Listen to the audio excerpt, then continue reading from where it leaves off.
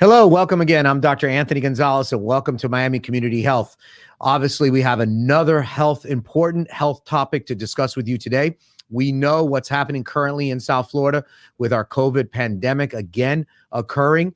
And so, of course, since this is a very hot topic and vaccines is a hot topic, I've brought Dr. Canaan from Baptist Hospital to talk to us about COVID and about vaccines. So I want to welcome you today, Dr. Canaan. Thank you. Pleasure to be here. All righty. So first, why don't we just start a little bit about yourself? Tell us, Dr. Canaan, a little bit about yourself and who you are and what you do. So I'm an infectious diseases doctor. I've been working in a practice in South Florida for the last 14 years. And also we give service to patients in Baptist Hospital, doctors in South Miami. So very active lately. So infectious disease, you don't just deal with COVID. Obviously, before COVID existed, you're dealing with bacteria, you're dealing with viruses, you're dealing with fungus. So tell our viewers, what is the life of an infectious disease doctor? Well, like you said, we see almost everything. Before COVID, we deal with anything from HIV, from tuberculosis, from complicated UTIs, complicated surgical infections. We do inpatients and we do office too. So patients that don't need to be that acute sick, we also see it in the office. It's a very broad specialty. They usually consult us to make differential diagnoses, to see if the patient is in the appropriate antibiotic. If they found a bacteria that is resistant, we give advice to what type of antibiotic they should use or combination of antibiotics. So it's very broad. Very broad. No, definitely. And I think it's, for me as a surgeon, it's tough because, obviously I don't know anything about that. And I know how to prescribe 1 or 2 antibiotics, but once it gets a little more complicated and there's bacteria that I'm not familiar with, then it becomes more difficult. So COVID has changed the infectious disease world. Completely. And really, because we're overwhelmed at Baptist, you're dealing with so much COVID. So we're not going to talk about COVID in 2020. Let's talk about COVID 2021. What are we living through now with COVID? What is this Delta variant that everybody's talking about? Yes. So since last year, we actually saw at the beginning of this year a curve that was coming down. At some point, we actually thought that we were going to get over this, that we were just going to have few cases, because in reality, we can't say that COVID is going to completely disappear. It was going to be something seasonal. But the virus actually play a trick on us, and it's mutated. When a virus actually replicates so quickly in the community, there is changes in the genetic component of the virus that can make it stronger, and that will make the virus to survive more. And now this is what we're seeing. That in combination with a population that it's unprotected makes it like a fire in the forest. Now we are seeing all these cases in the community, unfortunately. So obviously this variant, this Delta variant, is a mutation where the virus changes and now obviously becomes more powerful. And you say unprotected. Is that because people are not getting their vaccines? Correct. All righty. I mean, the majority of the patients that are getting infected and requiring hospitalizations and advanced care are not vaccinated. Okay. But let's make this clear. If you get vaccinated, you still can get COVID, right? Absolutely, yes. All right. So the point for the vaccine was never to prevent infection. What they demonstrated in the studies of the vaccine was that 90% of the patients do not require hospitalizations or will prevent death.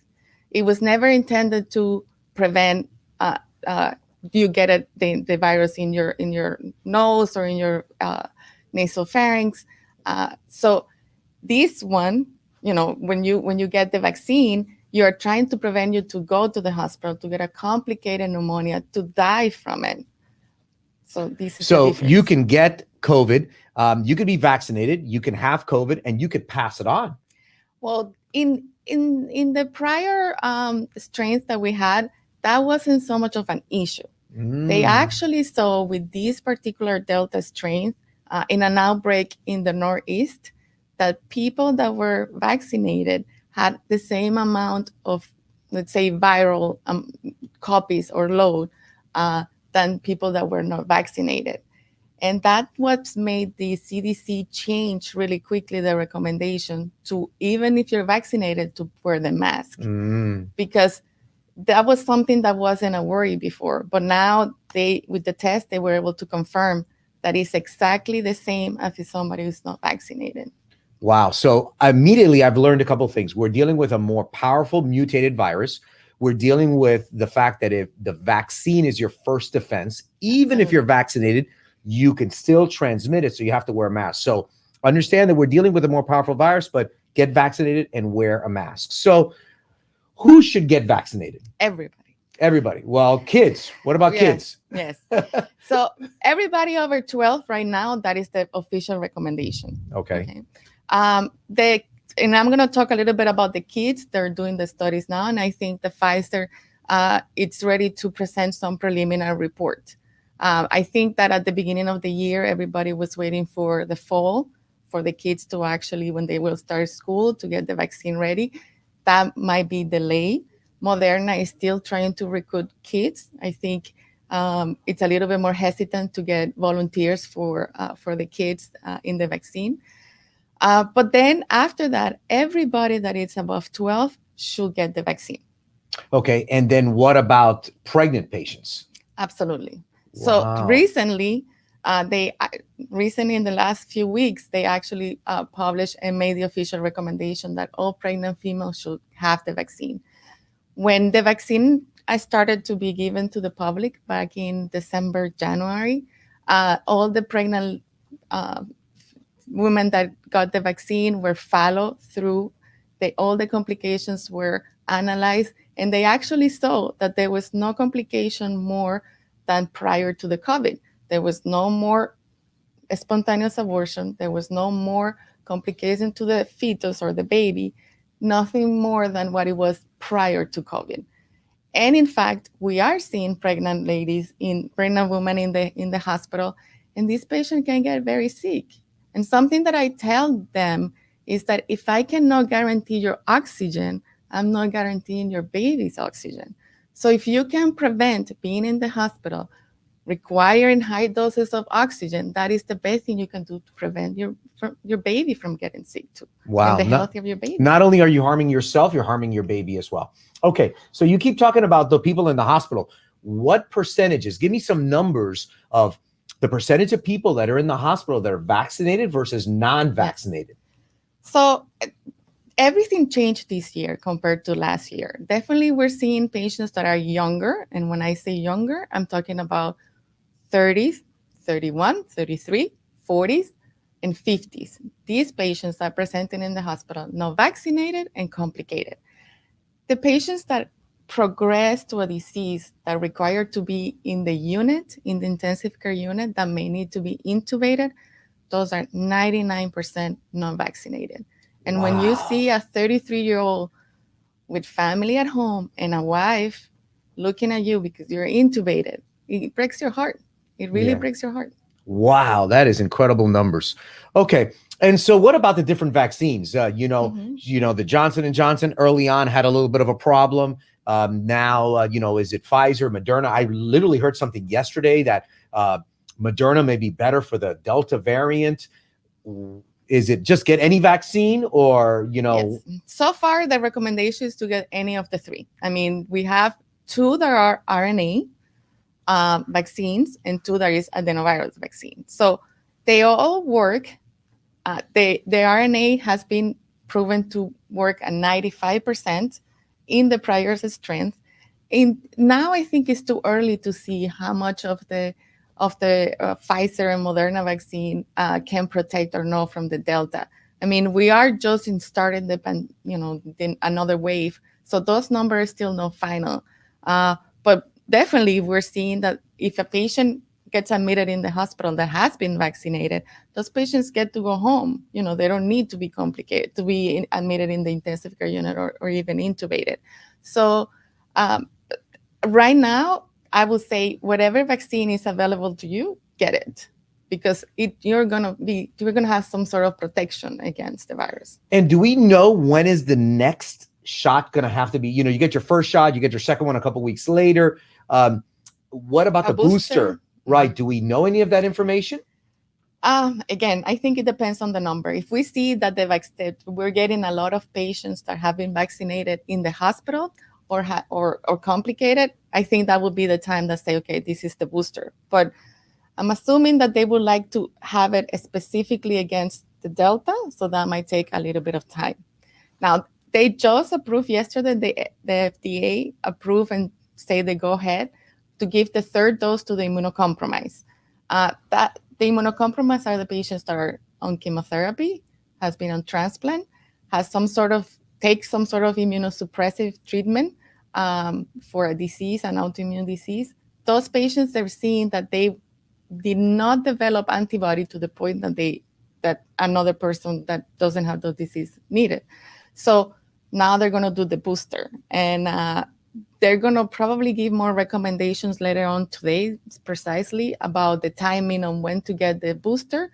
Um, the third dose.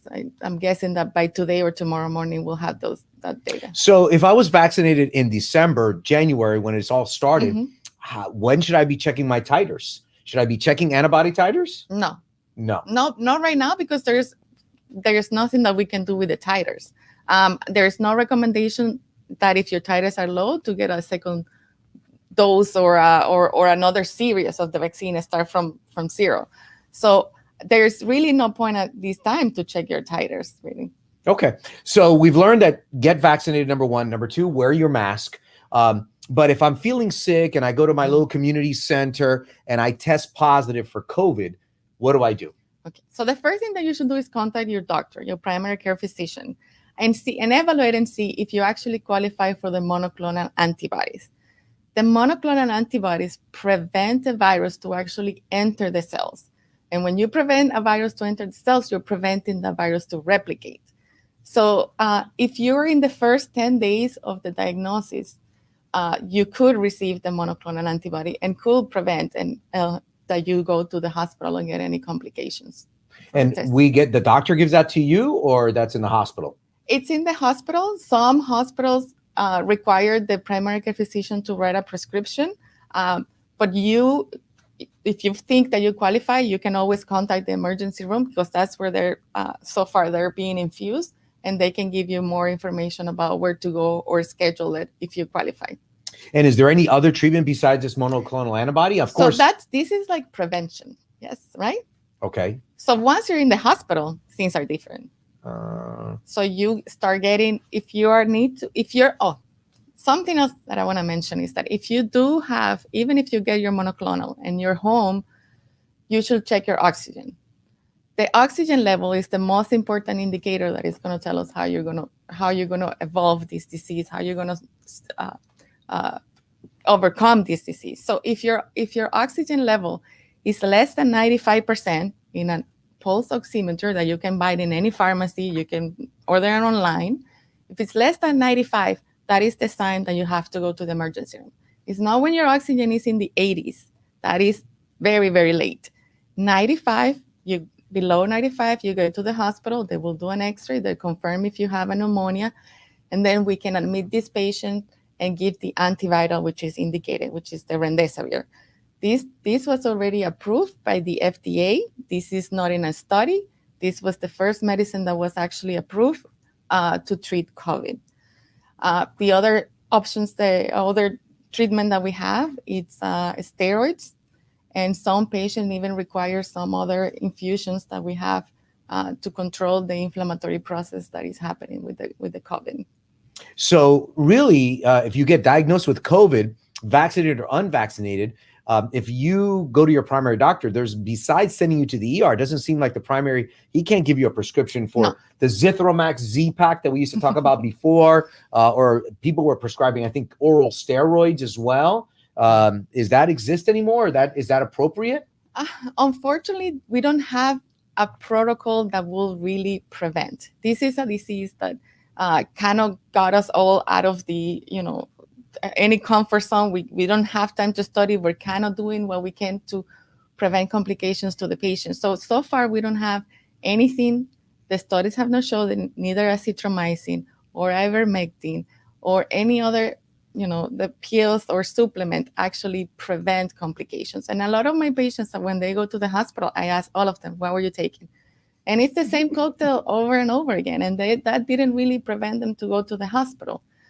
So yes, some primary care physician will prescribe this, but still the most important thing is your oxygen level, because at that point, no supplements or no over-the-counter medication is going to help you. You need to go to the hospital. Wow. So we've heard so far, get vaccinated. We've heard that you obviously have to wear your mask, check your oxygen level, and, check with your primary physician. But, at the end of the day, the treatment has to be at the hospital level, either in the emergency room for an infusion or obviously admitted for even more medication. So I've met people that told me, listen, I'm not going to get COVID. I'm not going to get it. No, I'm not going to get it. Can I not get it? Is it preventable? The only way is to wear a mask, keep your distance. That way you can try to prevent. But in this particular one that we already know that patients have such a high viral weight in the nasopharynx, and we know that it's very spreadable, it's very, very risky not to wear your mask.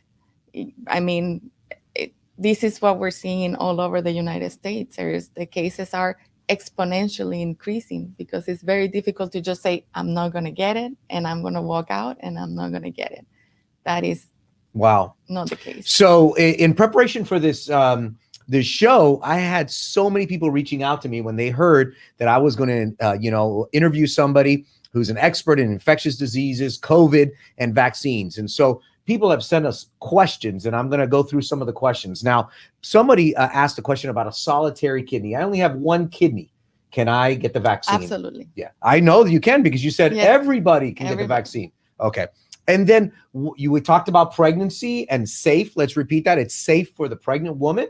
We've seen that already. It's been published. It's safe for the fetus. Correct? Right.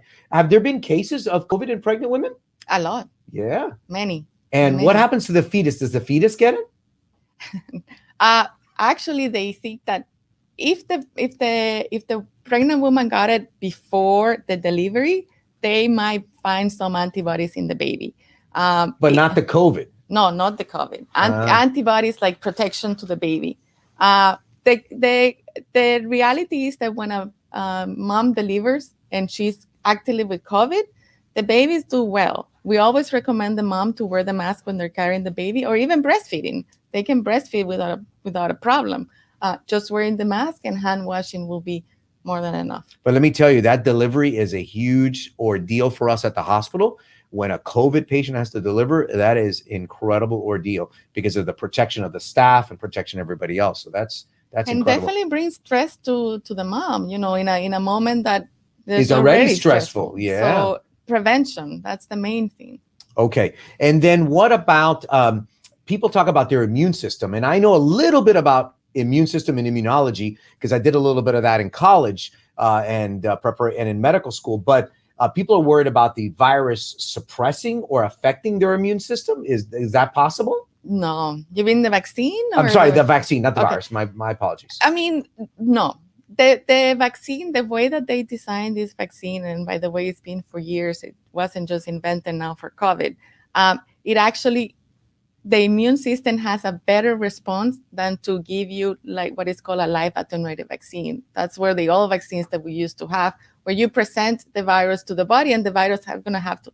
This one, actually, you are producing the antigen, so the body constantly is learning the memory to make the antibodies into one point. That antibody is such a strong response that for now, since the study started, we have seen that it maintained very high, and it's even higher than the natural immunity. Like somebody got COVID and say, well, I'm protected now. No, those antibodies are not as strong as the other ones. So it's not going to decrease your immune system. It's going to robust your immune system. That point you made is a very important point because people on the street, whether it be, physicians or not, would tell me, well, I had COVID and I'm protected. So my first question is, how long are you protected if you had COVID? And they said that my immune response from COVID is going to be stronger than the vaccine. And you're making it clear that it's not. No. That definitely the vaccine is going to give you a stronger immune response and a stronger protection than COVID. Explain that to us. So we think that from the first 3 months, it's very difficult for you to get the COVID again. You might be protected for 3 months after you got COVID first, and even some people that have tested, negative and then positive in that 3 months, we don't treat them like a new one. That still they have some immune response to that. Now, um, we saw in the first wave or in last year that people that were, oh, I got COVID, I want to donate plasma to my friend, my family, my brother, my sister. When we send it to the place to donate the plasma, the antibodies were very low. So we know that the natural antibody or the natural response wane after time. This is I can't tell you like a month, but we only count 3 months. After that, we can't really say that you're protected or not. Um, Again, and that protection will be to that strength. We're seeing a lot of cases that they say, well, I had COVID, that's why I didn't get vaccinated, but now they have the Delta. So that protection may not be for new strains that are present or that may come. And the vaccine is different because why? Because the antibodies are specifically to the spike protein, and that's the protein that all the coronavirus, all the coronavirus have to get inside to the cell. They need that protein. So we are targeting the vaccine to that specific protein to block that the virus can get inside the cell. And then another comment you made, which was interesting, because I'm learning a lot as well. And as a surgeon, I don't know all these details. But another important point you said that people have been reluctant to take the vaccine because they can't believe that such a great medication has been made in such a short period of time. And how safe could it be if you just made it in a few weeks in your garage? And you made a comment that no, we've been working on these vaccines for a long time. For years. Explain to us that. Explain that. Well, since for more than 10 years, actually, the idea of having this RNA vaccine, it's really to kind of the body presenting the antigen itself instead of actually putting some virus in you. It's more clean. And they have been working on that for a long time. It hasn't been a time when they can say, well, now let's launch it and let's do it. And I'm afraid to say that it works so well that probably all the vaccines are going to be like that. I mean, this is just my personal view, but I think that it's easy, clean to make, and with really, really not much side effects. And you can't get COVID from the vaccine, and right? You can go over the vaccine. Right. Yeah, that's what people are worried about. And you cannot spread it either. You're not getting the COVID when you get the vaccine. So you can't, if you get the vaccine, you're not spreading anything. Wow. Okay. And then what about mixing vaccines? People have been asking about mixing everything from I got one J&J, but I feel I've been cheated. I want another one. Can I get Moderna or Pfizer? And what about, can I mix them? Not yet. The recommendation really is that if you receive one dose of the JJ, that's enough. And if you receive Pfizer, continue with the Pfizer. In some instances, when there is no other available, then you can say, okay, well, I did a Pfizer, now I'll do a Moderna. Or we're seeing in some other countries where they don't have the resources, they got donation from one and then donation for another, they're going to have to mix. But right now, that is not the recommendation. It's just to try to complete your series with the same vaccine. Okay. Well, we've heard a lot of important information here. We've heard that, vaccines are important. Everybody should get vaccinated. Soon, hopefully, kids will get vaccinated as well.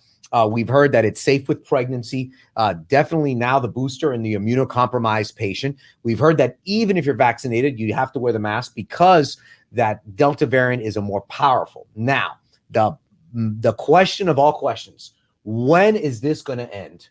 Because I have, as a surgeon, very well that we've had to stop surgery at the hospital. Patients want to have surgery. We've done this twice last year. We're doing it again now because we're overwhelmed at our hospitals in South Florida with this COVID surge again. And patients are begging to have surgery. They want to have surgery. They have their surgical needs, and we can't do surgery. So they ask me every day, when is this over? And of course, I tell them, I have no idea, but I promised that I would ask the expert, when is this going to be over? Well, I have to say something. This is going to be over when we all cooperate for this.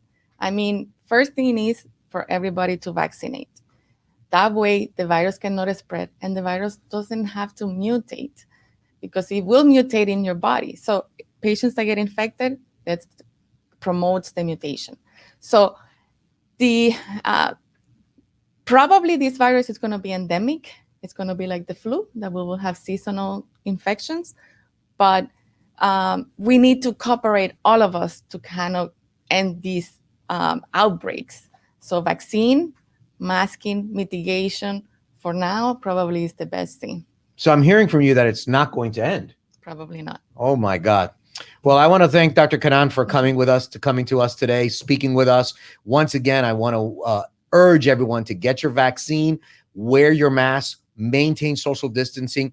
We are, of course, concerned with our children going back to school now, and the school place, and of course, unvaccinated youngsters. But let's be safe. We're one community. Once again, Dr. Canaan, thank you. Thank you for all your information. Thank you for being so informative. And once again, to our viewers from Miami Community Health, thank you. And once again, mask up, take your vaccines, get your vaccines, and be safe out there. Dr. Anthony Gonzalez signing off from Miami Community